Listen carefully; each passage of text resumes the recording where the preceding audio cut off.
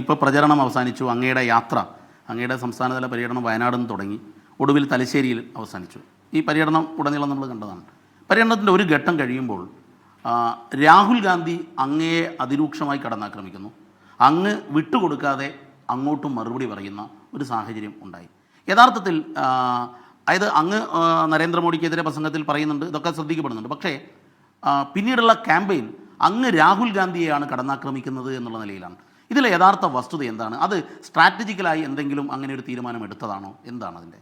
അത് രാഹുൽ ഗാന്ധിക്കും കോൺഗ്രസിനും എല്ലാമുള്ള മനസാക്ഷിക്കുത്തിൻ്റെ ഭാഗമായിട്ടാണ്, അവർക്കെതിരെയാണ് പറയുന്നതെന്ന് തോന്നുന്നത്. അവർ ചെയ്ത നിലപാട് ഒരു തരത്തിലും നീതീകരിക്കാൻ പറ്റുന്നതല്ല. ഇപ്പോൾ പൗരത്വ നിയമ ഭേദഗതി, അതിനെക്കുറിച്ച് പറയുമ്പോൾ അത് BJPക്കെതിരാണ്.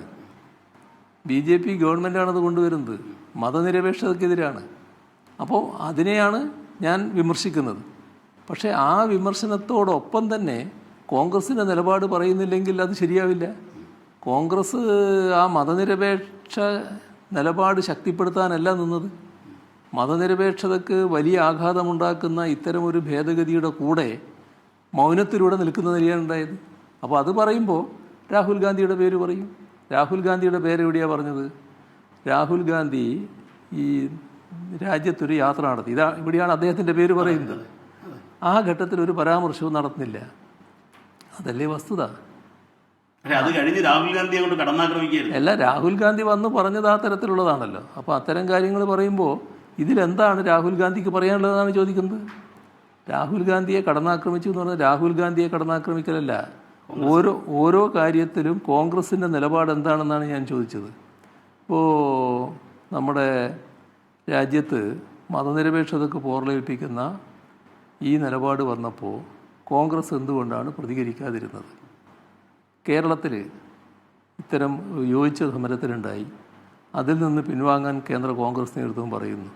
രാഹുൽ ഗാന്ധി പറയണം, പറഞ്ഞിട്ടില്ലെങ്കിൽ ഞങ്ങളങ്ങനെ പറഞ്ഞിട്ടില്ല, ഇതുവരെ പറഞ്ഞിട്ടില്ല. ഇങ്ങനെ ഓരോ ഘട്ടത്തിൽ രാഹുൽ ഗാന്ധിയോട് ചോദിക്കുകയാണ്, അത് കോൺഗ്രസിൻ്റെ നേതാവെന്ന നിലക്ക്. അപ്പോൾ അദ്ദേഹത്തിന് അതിൻ്റെ ബാധ്യതയുണ്ടല്ലോ. ആ ബാധ്യതയുടെ ഭാഗമായിട്ടാണ് ചോദ്യം. യഥാർത്ഥ പ്രശ്നം BJP കാണിച്ചിട്ടുള്ള മതനിരപേക്ഷതയെ തകർക്കുന്ന നിലപാടാണ്. അത് ഭരണഘടനാ വിരുദ്ധമായ ഒരു നിലപാടുമാണ്. അതിനെയാണ് വിമർശിക്കുന്നത്. പക്ഷേ ആ നടപടിയെ അംഗീകരിക്കുന്ന നിലപാട് കോൺഗ്രസ് സ്വീകരിച്ചതിനെ അതോടൊപ്പം വിമർശിക്കുന്നു. അതാണ് പ്രശ്നം. പക്ഷേ ഒടുവിലെത്തുമ്പോഴേക്കും പിണറായി വേഴ്സസ് രാഹുൽ ഗാന്ധി എന്ന നിലയിലേക്ക് ക്യാമ്പയിൻ മാറി എന്നുള്ള വസ്തുതയാണ്. കാരണം രാഹുൽ ഗാന്ധി തന്നെ അങ്ങയുടെ പേരെടുത്ത് പറഞ്ഞുകൊണ്ട് എണ്ണിപ്പറഞ്ഞ വിമർശനങ്ങൾ നടത്തുന്ന ഒരു സാഹചര്യം ഉണ്ടാകുന്നു. പിറ്റേ ദിവസം അങ്ങ് പറയാണ്, അങ്ങയുടെ മുത്തശ്ശി ജയിലിലിട്ടതും ഒന്നും ഞാൻ ഇപ്പോൾ പറയുന്നില്ല എന്നുള്ളത്. അത് ഏത് ഘട്ടത്തിലാണ് അത് നൽകിയൊരു സന്ദേശം? അത് കേരളത്തിൽ വന്ന് ഈ അദ്ദേഹം എന്നെ എന്തുകൊണ്ട് അറസ്റ്റ് ചെയ്യുന്നില്ല എന്ന് ചോദിക്കുകയാണ്. എന്തൊരു വിടുവായത്വമാണത്? അത് തന്നെയല്ലേ എനിക്ക് ചോദിക്കാനുള്ളത്. രാഹുൽ ഗാന്ധി ഒരു കോൺഗ്രസിൻ്റെ ഒരു ദേശീയ നേതാവാണല്ലോ. എന്തടിസ്ഥാനത്തിലാണ് എന്നെ അറസ്റ്റ് ചെയ്യേണ്ടത്? എന്ത് കേസിൻ്റെ ഭാഗമായിട്ടാണ്? എന്താണ് അങ്ങനെ ഒരു ചോദ്യം ചോദിക്കാൻ അദ്ദേഹത്തെ പ്രേരിപ്പിച്ച കാര്യം? വസ്തുതാപരമായിരിക്കണ്ടേ ചോദ്യം? തങ്ങളുടെ ഇന്നത്തെ രാജ്യത്ത് നമ്മുടെ കേന്ദ്ര ഗവൺമെൻറ് BJPയുടെ നേതൃത്വത്തിൽ കേന്ദ്ര അന്വേഷണ ഏജൻസികളെ ഉപയോഗിച്ച് BJP ഇതര രാഷ്ട്രീയ പാർട്ടികൾക്ക് നേരെ വലിയ തോതിൽ കുതിര കയറുകയാണ്. കേന്ദ്ര അന്വേഷണ ഏജൻസികൾ വലവീശി പിടിക്കുന്ന നില എല്ലായിടവും സ്വീകരിക്കുന്നു. അതിനെപ്പറ്റി കോൺഗ്രസ്സിന് വലിയ തോതിൽ പരാതി ഉണ്ടായിട്ടുണ്ട്. കോൺഗ്രസ് സ്വീകരിക്കുന്ന സമീപനം കോൺഗ്രസിൻ്റെ നേതാക്കന്മാരുടെ നേരെ വരുമ്പോൾ കോൺഗ്രസ് എതിർക്കും. അല്ലാത്ത കോൺഗ്രസ് ഇതര പാർട്ടികളുടെ നേരെ വരുമ്പോൾ കോൺഗ്രസ് കേന്ദ്ര അന്വേഷണ ഏജൻസികളോടൊപ്പം നിൽക്കും. മൗനമല്ല, കേന്ദ്ര അന്വേഷണ ഏജൻസികളോടൊപ്പം നിൽക്കും. അതിൻ്റെ ഏറ്റവും വലിയ ദുരന്ത സാക്ഷി ഡൽഹി മുഖ്യമന്ത്രിയാണ്, കെജ്രിവാളാണ്. ഇപ്പോൾ ഒരു വർഷം മുൻപാണല്ലോ മനീഷ് സിസോദിയ അവിടുത്തെ ഉപമുഖ്യമന്ത്രി അറസ്റ്റ് ചെയ്യുന്നത്. ആ അറസ്റ്റ് നടന്നപ്പോൾ കോൺഗ്രസ് ചോദിച്ച ചോദ്യം എന്തുകൊണ്ട് കെജ്രിവാളിനെ അറസ്റ്റ് ചെയ്യുന്നില്ല എന്നാണ്. എന്താണ് ഈ കേസിൽ മുഖ്യ സൂത്രധാരകൻ കെജ്രിവാളല്ലേ, എന്തുകൊണ്ട് അദ്ദേഹത്തെ കേസിൽ ഉൾപ്പെടുന്നില്ല? ഇതാണ് കോൺഗ്രസിൻ്റെ രീതി. ആ രീതി ഉപേക്ഷിച്ചു എന്നാണ് ഇപ്പോൾ നമ്മുടെ ഡൽഹി റാലിയിൽ ഡൽഹി 31 നടന്ന ഡൽഹി റാലിയിൽ കോൺഗ്രസ് നേതൃത്വം ആകെ വന്നിരുന്നു. അപ്പോൾ മനസ്സിലാക്കേണ്ടത്. പക്ഷേ ഉപേക്ഷിച്ചോ? അത് കഴിഞ്ഞ് ഇത് പ്രസംഗിച്ചിട്ടുണ്ട്. ഉപേക്ഷിച്ചില്ല. അതിനുശേഷമാണ് കേരളത്തിലെ പ്രതിപക്ഷ നേതാവ് കിഫ്ബിയുടെ മേലെ തോമസ് ഐസക്കിനെ കുറ്റപ്പെടുന്ന പ്രസംഗം നടത്തിയത്. തോമസ് ഐസക്കിനെതിരെ ED നോട്ടീസ് അയക്കുന്നു. അപ്പോൾ നേരെ തോമസ് ഐസക്കിനെ കുറ്റപ്പെടുത്തിക്കൊണ്ട് പ്രതിപക്ഷ നേതാവ് ഇവിടുന്ന് സംസാരിക്കുന്നു. അപ്പോൾ ഇതൊക്കെ കോൺഗ്രസിൻ്റെ ഒരു മനോഭാവമാണ് കാണിക്കുന്നത്. ആ മനോഭാവം കോൺഗ്രസ് വെച്ച് പുലർത്തുന്നത് ശരിയല്ല. ഈ കേന്ദ്ര ഏജൻസികൾ നടത്തുന്ന കാര്യങ്ങളെ ഒരേപോലെ എതിർക്കുന്ന നിലപാടാണ് സ്വീകരിക്കേണ്ടത്. എന്ത് കേസിൻ്റെ അടിസ്ഥാനത്തിലാണ് കേരളത്തിൻ്റെ മുഖ്യമന്ത്രിയെ അറസ്റ്റ് ചെയ്യണമെന്ന് രാഹുൽ ഗാന്ധി പറഞ്ഞത്? കേസ് എടുക്കണമെന്ന് പറഞ്ഞത്. കേസ് എടുക്കാത്തതിനെയും അറസ്റ്റ് ചെയ്യാത്തതിനെയാണല്ലോ വിമർശിച്ചത്. അപ്പോഴാണ് ഞാൻ പറഞ്ഞത്, ഈ അശോക് ചവാൻ BJPയിലേക്ക് പോയപ്പോൾ അദ്ദേഹം സോണിയാഗാന്ധിനെ വിളിച്ച് പറഞ്ഞു എന്ന് രാഹുൽ ഗാന്ധിനെയാണ് ലോകത്തോട് പറയുന്നത്. രാഹുൽ ഗാന്ധിയാണ് ലോകത്തോട് പറയുന്നത്, അമ്മേനെ വിളിച്ച് ഇങ്ങനെ പറഞ്ഞു കരഞ്ഞുകൊണ്ട് എന്ന്. അപ്പോൾ ആ പോക്കിനെ ന്യായീകരിക്കലാണോ? നിങ്ങൾ രാഷ്ട്രീയമല്ലേ കൈകാര്യം ചെയ്യുന്നു? രാഷ്ട്രീയത്തിൻ്റെ ഭാഗമായി ചിലപ്പോൾ ജയിലിൽ കിടക്കേണ്ടി വരില്ലേ? ആ പശ്ചാത്തലത്തിലാണ് രാഹുൽ ഗാന്ധിയുടെ മുത്തശ്ശി സ്വീകരിച്ച നില ഞാൻ പറഞ്ഞത്. ആ മറ്റൊരു ഭാഗം ഞാൻ പറഞ്ഞില്ലല്ലോ. രാഹുൽ ഗാന്ധിയുടെ പാർട്ടി തന്നെയാണല്ലോ അന്ന് ആഭ്യന്തര വകുപ്പ് കൈകാര്യം ചെയ്യുന്നത്. അന്ന് ഞാൻ MLA അല്ലേ? എന്താണ് കൂത്തുപറമ്പ് ലോക്കപ്പിൽ എനിക്കുണ്ടായ അനുഭവം? അതല്ലേ കോൺഗ്രസിൻ്റെ രീതി. ഈ ഏജൻസികളെ എങ്ങനെയെല്ലാം തെറ്റായി ഉപയോഗിക്കുന്നു എന്നതിൻ്റെ പ്രത്യക്ഷമായ ഉദാഹരണം കോൺഗ്രസിൻ്റെ കാലത്ത് ഒരുപാടുണ്ടല്ലോ.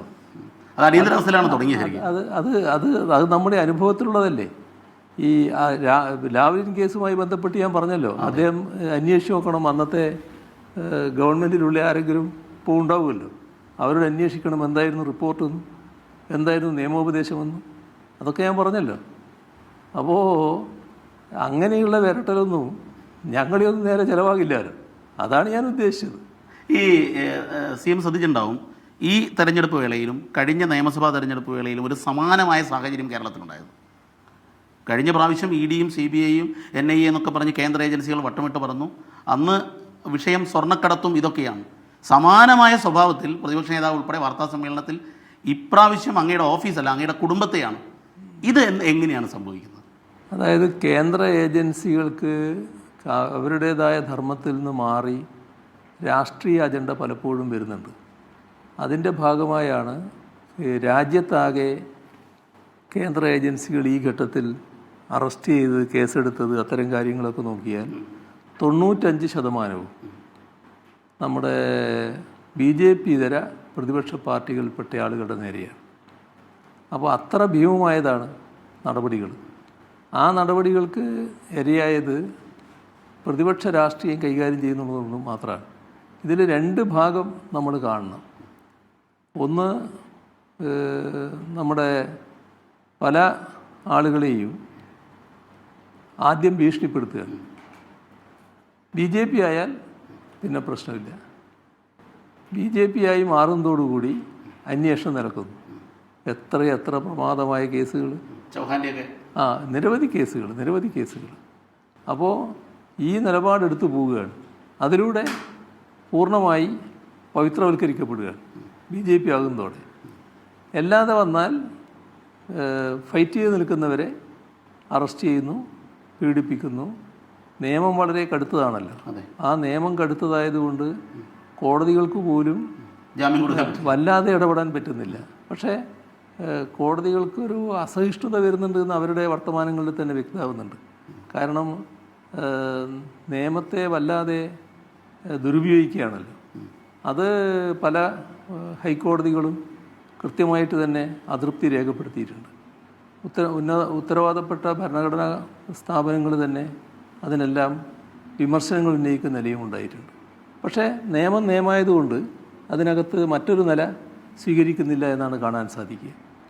ഇത് തെറ്റായ രീതിയിൽ വലിയ തോതിൽ ഉപയോഗിക്കപ്പെടുകയാണ് പ്രതിപക്ഷ രാഷ്ട്രീയത്തെ നേരിടുന്നതിന് വേണ്ടി. ഒരു കാലത്തും ഇല്ലാത്ത രീതിയിൽ അത്ര ഭീമമായ തോതിലാണ് ഇത് ഉപയോഗിക്കപ്പെടുന്നത്. അതിനെതിരെ രാജ്യത്ത് വലിയ അഭിപ്രായങ്ങൾ ഉയർന്നു വരുന്നു. ആ അഭിപ്രായത്തോടൊപ്പമല്ല ചില ഘട്ടത്തിൽ കോൺഗ്രസ് നിൽക്കുന്നത്. കോൺഗ്രസ് ഇതര പാർട്ടികളുടെ കാര്യം വരുമ്പോൾ അവർക്ക് കേന്ദ്ര ഏജൻസികളോടൊപ്പം നിൽക്കാനാണ് താല്പര്യം. നമ്മുടെ കിഫ്ബിക്കെതിരെ കേന്ദ്ര ഏജൻസി നോട്ടീസ് വന്നപ്പോൾ, ED നോട്ടീസ് അയച്ചപ്പോൾ, ഇത് ഞങ്ങൾ പണ്ടേ പറയുന്നതല്ലേ, എന്താണ് താമസിച്ചു പോയത് എന്നാണല്ലോ ചോദിക്കുന്നത്. ഇതാണ് മനോഭാവം. ഇത് കേരളത്തിലെ പ്രതിപക്ഷ നേതാവിൻ്റെ മാത്രം മനോഭാവമല്ല, കോൺഗ്രസിൻ്റെ മൊത്തം മനോഭാവമാണ്. അതുകൊണ്ടാണ് ഡൽഹിയിൽ വെച്ച് ആ നിലയെടുത്തത്. സാധാരണ രാഹുൽ ഗാന്ധി ലെവലിലൊന്നും ഇത്തരം കാര്യങ്ങൾ പറയാറില്ല. എന്നാൽ രാഹുൽ ഗാന്ധി കേരളത്തിൽ വന്ന് ഈ പ്രതിപക്ഷ നേതാവിൻ്റെയൊക്കെ ലെവലിലേക്ക് എത്തിയിട്ട് വർത്തമാനം പറയുന്ന നിലയാണ് നമ്മൾ കണ്ടത്. അതിനാണ് ഞാൻ മറുപടിയും പറഞ്ഞത്. അത് കഴിഞ്ഞ തെരഞ്ഞെടുപ്പിന് വെച്ച് നോക്കുമ്പോൾ അങ്ങായാലും രാഹുൽ ഗാന്ധി ആയാലും ഒരു മ്യൂച്വൽ റെസ്പെക്റ്റിലായിരുന്നു പ്രസംഗം. ഞാനിപ്പോൾ ഓർക്കുന്നുണ്ട്, വയനാട്ടിൽ പ്രധാനമന്ത്രിയാകുമെന്ന് പ്രതീക്ഷിച്ചുകൊണ്ടുള്ള തെരഞ്ഞെടുപ്പ് നടക്കുന്നു. ഇടതുപക്ഷത്തിൻ്റെ വോട്ട് പോലും രാഹുൽ ഗാന്ധിക്കും UDFനും കിട്ടിയെന്നാണല്ലോ പാർട്ടി പോലും പിന്നീട് വിലയിരുത്തിയൊരു സാധനം. ആ തെരഞ്ഞെടുപ്പ് വേളയിൽ പോലും ഇല്ലാത്ത വിധത്തിൽ ഇങ്ങനെ ഒരു ക്യാമ്പയിനിലേക്ക് കോൺഗ്രസ് മാറിയത് എന്തുകൊണ്ടാണ്, രാഹുൽ ഗാന്ധി ഉൾപ്പെടെ? അതിൽ ഇവർ സ്വീകരിച്ച നില ഈ BJPയെയും സംഘപരിവാറിനെയും ഫലത്തിൽ സഹായിക്കുന്ന നിലയാണ്. അതിനെക്കുറിച്ചുള്ള വിമർശനം വരുമ്പോൾ അവർക്ക് വല്ലാതെ കൊള്ളുന്നു എന്നുള്ളതാണ് വസ്തുത. അതിൻ്റെ ഭാഗമായി അത് ജനങ്ങളുടെ അനുഭവത്തിലുള്ളതാണല്ലോ. അപ്പോൾ ജനങ്ങളിൽ അത് പ്രതികരണങ്ങൾ ഉണ്ടാക്കുന്നുണ്ട്. ജനങ്ങൾ അതിൻ്റെ ഭാഗമായി കോൺഗ്രസിൻ്റെ നിലപാടിനോട് യോജിക്കുന്നില്ല. അപ്പോൾ അത് അവർക്ക് വല്ലാത്ത അസ്വസ്ഥതയുണ്ടാക്കുന്നു. ആ അസ്വസ്ഥതയുടെ ഭാഗമായിട്ടാണ് ഇടതുപക്ഷത്തെ പ്രധാനമായും ആക്രമിക്കാൻ ഇവിടെ പുറപ്പെട്ടത്. അത് LDFനെതിരെയുള്ള ആക്രമണമായിട്ട് മാറുകയാണ് ഉണ്ടായത്.